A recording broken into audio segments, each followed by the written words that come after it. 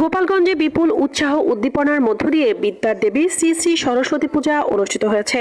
পঞ্চমী তিথির পুণ্যলগ্নে আজ সোমবার সকাল থেকে বিদ্যা ও জ্ঞানের অধিষ্ঠাত্রী দেবী সরস্বতীর চরণের পুষ্পার্ঘ্য অর্পণ শুরু হয়ে চলবে সন্ধ্যা পর্যন্ত। হিন্দু সম্প্রদায়ের অন্যতম এই ধর্মীয় উৎসবে অজ্ঞতার অন্ধকার দূর করতে কল্যাণময়ী দেবীর চরণে পুষ্পাঞ্জলি নিবেদন করেন ভক্তরা।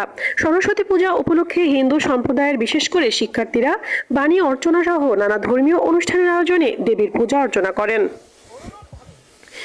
সকাল থেকেই গোপালগঞ্জের মন্দির, শিক্ষা প্রতিষ্ঠান ও হিন্দু সম্প্রদায়ের বাড়ি বাড়িতে পূজা অনুষ্ঠিত হচ্ছে।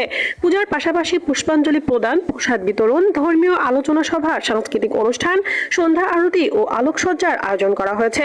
গোপালগঞ্জ সদর উপজেলা ভেন্নাবাড়ি কর্ণকুসুম মহাবিদ্যালয়ের প্রতিষ্ঠাতা সভাপতি বিপুল বিশ্বাস জানান, দেবী সরস্বতী সত্য, ন্যায় ও জ্ঞানলোকের প্রতীক। তিনি বিদ্যা, বাণী ও সুরের অধিষ্ঠাত্রী।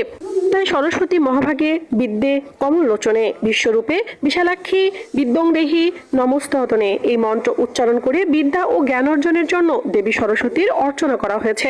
শিক্ষার্থী সহ বিভিন্ন বয়সের মানুষ দেবী সরস্বতীর চরণে পুষ্পার্ঘ্য অর্পণ করে অঞ্জলি প্রদান করেন।